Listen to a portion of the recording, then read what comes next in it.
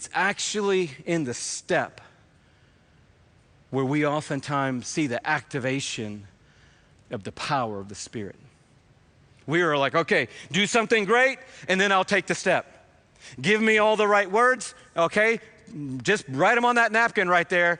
Okay, now I feel good about asking the question. No, it's when we take the step, when we open our mouth, when we ask the question, when we extend the invite, that's when the power moves. That's when the power flows. It's in that gap of no longer I, but Christ in me. It's in that gap of I don't know where this is going to land, but I'm going to take a step of faith, and I'm going to believe that the Spirit of God is going to be in that step. It's like Paul in Ephesians 6, after he tells us all about the battle raging in the Spirit.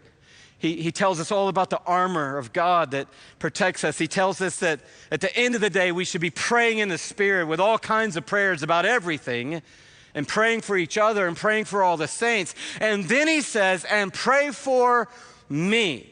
Paul, in prison, in chains, writing a letter to the church, has his own message and ministry going on right now. And what is it? It is to be a light in his world, to be a light to the guards, a light to the other prisoners, a light to the governing structures above him. He's not saying, God, get me out of jail. He's saying, give me the ability to be light in the jail.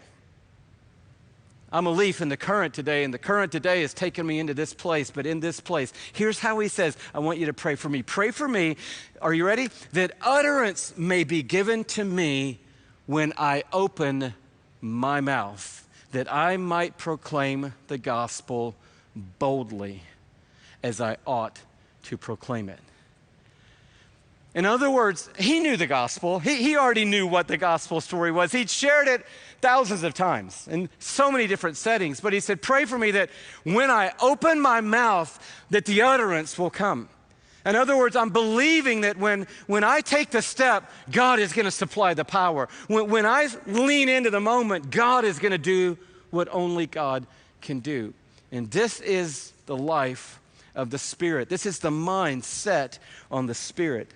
This is that mindset that leads us to life and leads us to peace.